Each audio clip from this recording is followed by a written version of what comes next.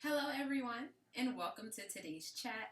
My name is Tara, and I'm a team member here at Understood.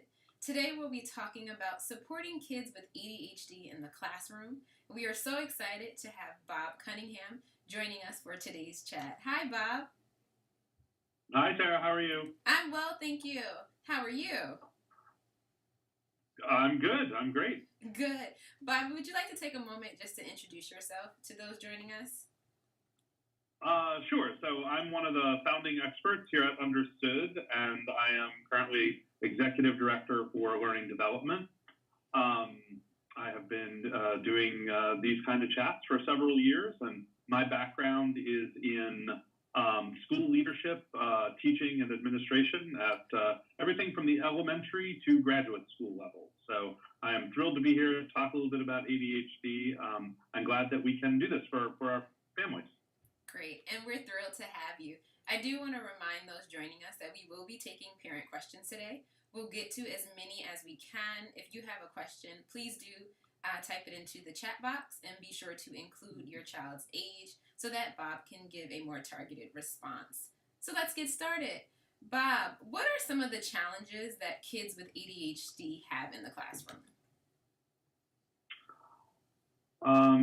So different kids experience ADHD differently, Okay. but in general, in a classroom, kids can become distracted easily. Folks think that ADHD means that you can't pay attention. That's not true at all. Right. Some kids with ADHD can kind of hyper focus on things that they really like. The problem is that they have difficulty focusing or paying attention to what you think is important instead of what they think is important. And they are susceptible to distraction by noises or changes in their environment, that sort of stuff. Impulse control is difficult. So sometimes kids with ADHD will blurt things out in class, which can be, highly annoying to teachers and other students. Sometimes they will impulsively reach for things on other kids' desks. Sometimes they will get distracted. Oftentimes they'll want to get up and move around, and if they don't have the opportunity to move around, they will simply move parts of themselves around. So they'll move their hands around, or they'll shake their feet, or they'll wiggle in their chair, or that kind of stuff. All of which can be distracting to both themselves and other people. So those are types of things that are difficult for kids with ADHD in the classroom. Got it. And so, speaking of the teachers, right, what are some teaching strategies that tend to work well with students with ADHD? Sure. So the first thing for teachers to know is that the most frustrating thing about ADHD, both for the child and for you as a teacher, is going to be that they're going to do something that's related to ADHD. They're going to say something impulsive. They're going to touch someone impulsively. They're going to get distracted and lose track of what they're supposed to be doing. And you're going to bring them up and talk to them or quietly speak to them. And they're going to explain to you exactly what they should have done. And you're going to make a plan for how they're not going to do this the next time. And they're going to go right back to their seat. And a few minutes later, they're going to do the exact same thing. That's because this is not stuff that is under their conscious control. This is a result of having ADHD. That can be really frustrating. So one of the things that you can do that will really help is just to create a signal for the child between you and the child so that the child understands that they are drifting off or that they're doing something that can be kind of annoying to others around them, something like that, so that they can kind of recenter themselves and get back control of that. So any kind of signal, it can be touching your ear, it can be grabbing the shirt sleeve, it can be walking to a certain place in the room, any kind of signal. Got it.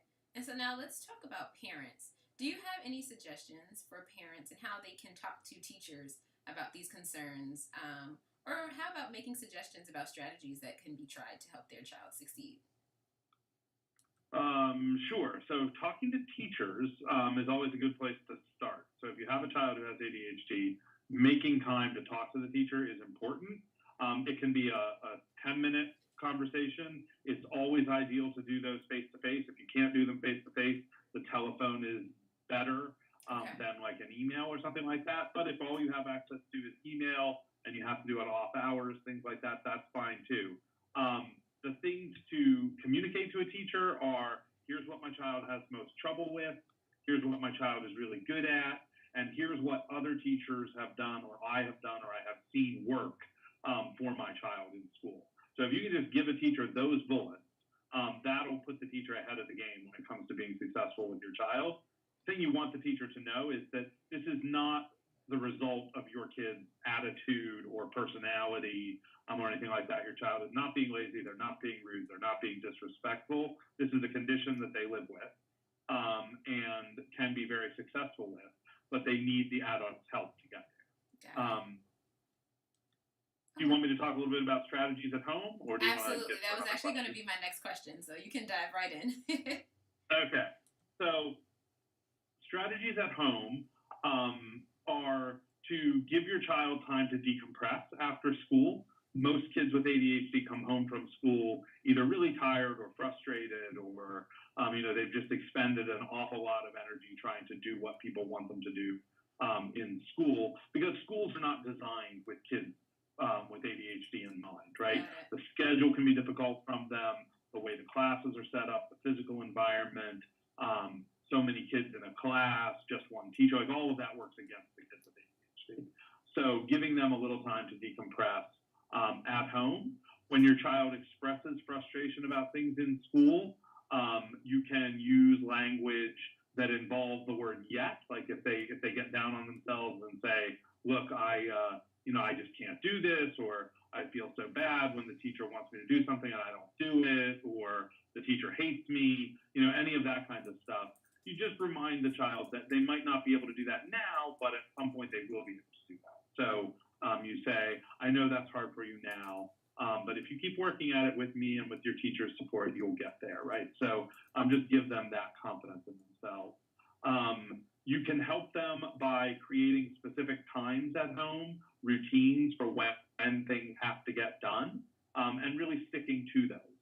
So most of the times routines for kids fail. It's because the adults aren't consistent with the routines. Kids are very adaptable to routines, and they rise to the occasion, but a lot of times adults don't follow through with the routines, and that creates a problem for the child. So those are two kind of easy things to do to get things started at home. Okay. Thank you. We do have a parent question in. So this parent says that their daughter has ADHD. She has not brought this into school just yet, but she plans to. The question is, what can I expect for the next step to be? So the next step should be that you're going to talk to the school about how the ADHD impacts your daughter at school.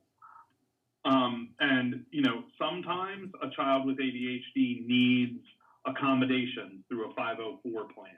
And you can ask the school to consider a 504 plan for a student with ADHD. Sometimes the ADHD gets in the way of their success very significantly and they need specialized instruction. And in that case, you want to ask to be considered for special education. Sometimes a child with ADHD, it's not getting in their way as much at school. And what you're really asking for is just for teachers to be aware of it and to let you know if it starts to get in their way at school. So you as a mom or a dad or a caregiver have to kind of decide what it is you want to see happen at the school and then kind of form your conversation around that. Because a school has many options for how they can help a child with ADHD or help you as a parent of a child with ADHD.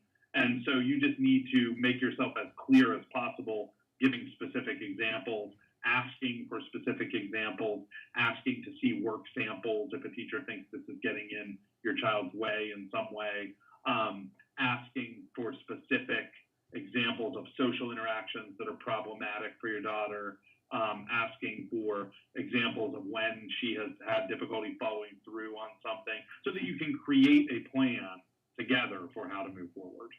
Got it. We have another parent question, which is great.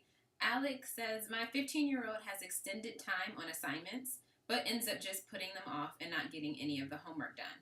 How can I help him stay on track? Yeah, so extended time is something that can be a double-edged sword, right? You want your child to have enough time to complete the assignment. If your child doesn't know how to use the extended time effectively, it's not going to be helpful even if he has it, right? So in that case, I would suggest asking someone at the school to actually provide instruction for your child on how to make the most out of the extended time, right? Strategies that you can use when you have more time to complete assignments, so that you're not just kind of either waiting till the last minute and doing it with the extended time, or finishing it very early still and kind of impulsively, even with the extended time. You actually have to know how to use the time. Okay. So I would ask specifically for someone at school to sit down and go over with your child how to do that. That's usually not an effective role for a parent. No matter how much you want to sit down and tell your child this is what should be done, it usually works better coming from a teacher or a counselor or a trusted adult at the school. Got it. Bob, do you mind talking just briefly about what accommodations or strategies might work for older students with ADHD? Yeah, so older students with ADHD, so ADHD is something that its impact can change as you get older, right? So some of the things that can work, extended time can work well for an older student because they can exercise a little bit more control usually and can plan a little bit better. So that can work well. Preferential seating is one that people use a lot, so that the student who has ADHD is seated near where the teacher likes to teach from, if there's still a teacher-driven kind of presentation for the class. Okay. So that can work. Giving a child who is older the ability to ask for a break when they need it can work well. Giving a child the ability to access assignments online or to confer with a friend before the end of class to make sure they understand what needs to get done. Ask a peer to look over what they did to make sure they're on the right track. Just those kinds of things. Again, it's all about trust and relationships. So if they have good relationships with kids and they feel comfortable with the other kids, doing that is effective. It can be embarrassing if not, so I wouldn't push that. Okay. But if they're comfortable with that, I would do it.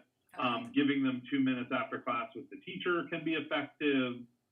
Giving them a time, during lunch or another break or something at school to swing back and talk to the teacher in a challenging class can be effective.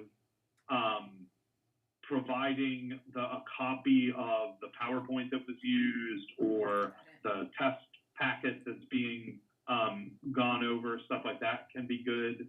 If you still use textbooks, having a set of books at home can be really effective. Schools will usually provide, as an accommodation, a second set of texts for the child to keep at home. Okay. Because ADHD involves organization a lot. Got it. Thank you. Our next question comes from Melissa. She has a second grade boy. He has a 504 for ADHD. Her question is, should she be looking for certain accommodations? So no. Okay. You shouldn't. You should be looking for the accommodations that are going to help your child be successful. Okay. So accommodations are very dependent on the child and what the child's needs are, and on what the school is kind of well set up to do, right? So if you're asking for something, yes, it's your right to ask for an accommodation. If you're asking for something that the teacher doesn't know how to do, then you need to find a way to work with people at the school so that the teacher acquires an understanding of how to do it, right? So sitting down and planning with people at the school is usually the most important thing, but, giving a kid who has mainly distractibility frequent breaks isn't necessarily going to help. Giving a kid who has overactivity or hyperactivity frequent breaks can help a lot, right? So it's really whatever your child needs. And there's no science behind accommodations, right? These are just things that reasonable people can look at and say, well, if we allow the child to do that in that way, the child is more likely to be successful at what we're trying to get him or her to do. So as a teacher, I have an aim, and I want this kid to be able to do this. The kid right now is not able to do that because of ADHD. What can I do as the adult that will better allow that child to be successful? What can I do as the parent at home that will help my child be able to do what I need them to do? that kind of stuff. So that's usually a good way to think about accommodations. Okay. Here's a tricky one. We have a parent that says, what do you do if the school support teachers are not effective and your child isn't progressing and working with them? You ask for an IEPT meeting and you go over the goals that the team has agreed to. Okay. And you ask for evidence that the child is meeting those goals or is progressing towards meeting those goals. And if they're unable to provide that, then you ask for supplementary services from somebody other than an assistant. Okay. Who is more likely to be able to help your child achieve those goals. And if it gets bad enough, then you look at other schools in your area and you tell them that if they can't provide a program that's going to allow your child to meet these agreed upon goals, then you're sure there is another school in the area that could, and you want the opportunity to explore those schools. Okay. Jesse would like to know, my middle schooler does not have very many friends his own age. His maturity level is more like younger kids. Is there a way I can help him develop friendships with other middle schoolers? Yes. The answer is yes, but it is not uncommon for a child with ADHD to be kind of developmentally mature, maturity-wise, a little behind, right? So first, keep that in mind, that this is not something that is going to kind of be magically fixed in some way. This is a condition of your child's development, of their brain, where this is going to be an issue, right? So acknowledge that head on. The best thing you can do is to find something your child really enjoys doing, preferably something that they both enjoy and are good at. And then make sure they have the opportunities to pursue that either in school or out of school.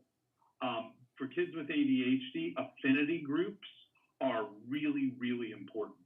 So if your child enjoys, drama or singing or something like that, get them in a theater program at school or outside of school. If they enjoy art, get them in that. If they are athletic, get them in that. Because as he gets older or she gets older, those kids will become the peer group, right? Because they will value your child for what your child brings to the group, a passion for this, an ability in this, an enthusiasm for this, that kind of stuff. So those kind of affinity activities are even more important for a child with ADHD who's having trouble forming social connections. Got it. We do have a follow-up question. One parent would like you, can you explain hyperfocus again and how to discuss this with the high school in regards to finding ways to hook the students into learning and being able to become focused and motivated? So I guess we can start with, can you explain hyperfocus again? Right. So hyperfocus just means that when a child is very interested in something, they can pay attention to it very well for a long period of time. Okay. Right. So the way to use that is ADHD is not a lack of attention. Okay. It's paying attention to too many things at the same time. Right. So you have trouble filtering out everything that's going around and selectively paying attention to something, especially if it's not something you are particularly interested in or motivated by, right? So for adults, we can use that by finding a way, by going an extra mile to figure out how to make whatever this is interesting and appealing. Now, some adults will look at that and say, you're spoiling the kid, right? They need to be able to pay attention to something they're not interested in, to something that's not appealing to them. That is true, but that doesn't make any difference when the child can't do it, right? And kids with ADHD, it's not that they don't want to do it, right. It's that they can't do it. Okay. So you need to provide that extra engagement and that extra opportunity for being interested and stuff for that kid at this time. You might not always need to do that, but right now that's what that kid is showing you they need because of the ADHD. So go the extra mile, find find a way to create a personal connection, find a way to present it as something that is interesting for specific reasons, find a way to pair that child with kids who are really interested in it. Okay. Those kinds of things. That's how you can use it. Okay. Mona would like to know, what kind of breaks can I give my 7-year-old son with ADHD, he's in the 2nd grade, when he gets home from school?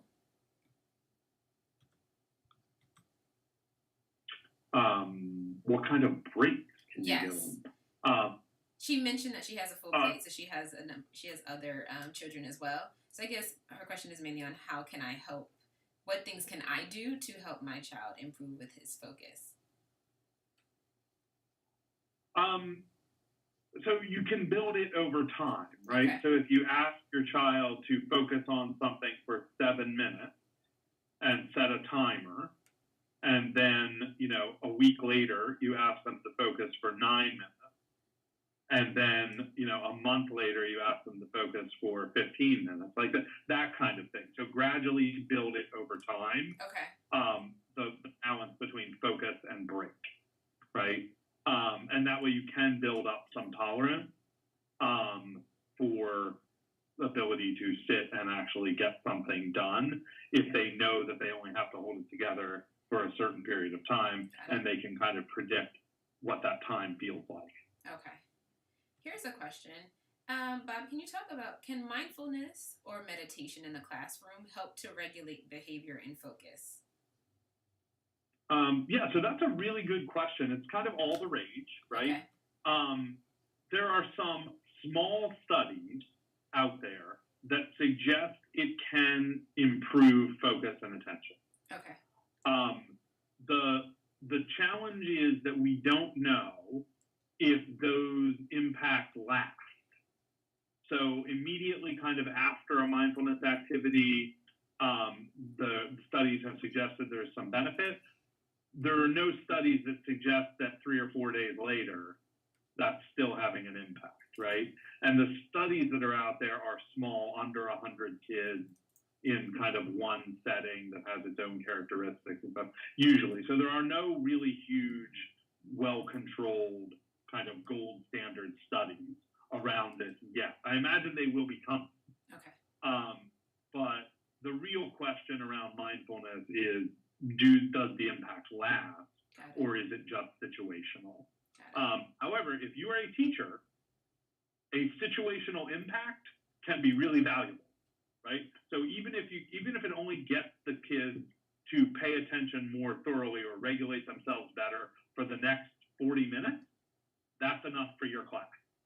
So taking the 5 minutes to do mindfulness activities or 10 minutes or something like that might be well worth it if you get better results for the next half hour or hour, something like that.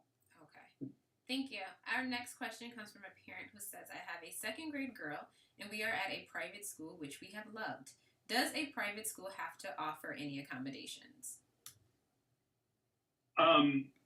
So accommodations, yes. Special education, no. Okay. So if a school takes federal funds in any way, and most schools, even private schools, do in some way take federal funds, they have to honor civil rights legislation, which is what Section 504 of the Rehabilitation Act is, and they have to comply with Americans with Disability Act and all of that sort of stuff, right? Okay. So yeah, they would do that. The question to ask yourself really, though, is if a school really doesn't want to do that, you have to make the determination that advocating for it and kind of fighting the fight is going to be worth it, right? Because it is a private school, you do have options, that sort of stuff. You just have to make sure that that's really going to be worth the time, effort, and energy for you, your child, and everyone to kind of get a school that really doesn't want to do those accommodations to do it. Because it is different than a public school. Public schools have processes set up because they have to. Mm-hmm. Private schools often don't have the processes set up and that sort of stuff, so it can be a much bigger lift. Well worth it if you feel that that's the difference between your child's success and non-success at the school. Okay. But anticipate that if they haven't offered it, it's going to be problematic. You can also get accommodations from a private school without any kind of plan or process, right? You can simply go to the head of school or the division head or whoever makes decisions at the school and say, we love the school, my kid loves the school, you know my kid adds a lot to the school, my kid really needs these two things in order to continue to be successful, can you please work? Most schools will say yes. Got it. Okay, thank you. The next question comes from a parent who says, my 10-year-old son is finishing up 4th grade. We are in the process of changing his goals for next year. Is there anything specific that would be beneficial to help prepare him for transitioning to middle school after next year?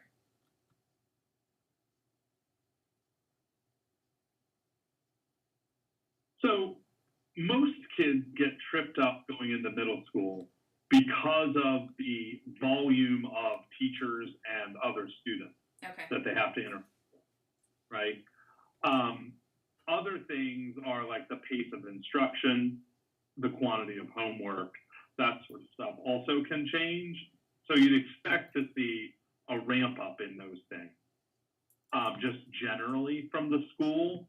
But you want to watch those carefully because they could produce in a context where you need additional accommodations or you need to tweak the accommodations and things like that that a child is getting based on those different expectations. But really the exposure to multiple teachers, each with their own set of expectations, is probably the most problematic thing for a kid with ADHD going into middle school. And the only way you can really prepare for that is by having the child have multiple teachers and things like that. So I would suggest bringing that to a conscious level over the next year or so for your child. Hey, you know how at in the after school activity, this instructor lets you do this and this, but you can't do that with your teacher in school, or the art teacher likes things to be done this way and your classroom teacher likes it this way. I would just have those overt conversations with the child so they start to consciously prepare for the idea that different adults have different expectations, and the way one adult does something is not the same as the way another does. And so the last thing I'll say on this is the best thing you can do to prepare your child for that is to help them become a better self-advocate. So if they understand how ADHD impacts them, if they understand what an adult can do to help them be more successful, and if they can explain that directly and simply to either peers or to a teacher or to you or to their aunt or whoever, if they can practice that, you will prepare them well for being able to do that at middle school, which they're going to have to do at middle school because the teachers don't all sit around and talk about each kid like they sometimes do in elementary school. So I would prepare them that way. Great advice. We have room for one more question. One parent would like to know, would you ever suggest medication for ADHD? So I would not suggest medication because I am not a doctor. But I will say from a kind of research perspective or from a school's perspective, medication has been shown to be very effective in treating ADHD for many kids, but it's a parent's decision, right? So what I would say if somebody asked me about medication is you should have an open, honest, and thorough conversation with your child's pediatrician or with a psychiatrist, both of whom are medical doctors, to explain to you the benefits and the potential risks of the medication. But it is, in fact, the best proven kind of intervention for effective treatment of ADHD. Got it. Well, that's all the time that we have for today. Bob, thank you so much. Great advice and great tips for our parents. I want to thank everyone else for joining us. As a reminder, you can find all of our archived chats at u.org/calendar. And if you have more questions or if your question didn't get answered today, please check out the Understood Community. That's u.org/community. Thank you. Yep. Thanks, Tara. Thanks, everyone. Thank you.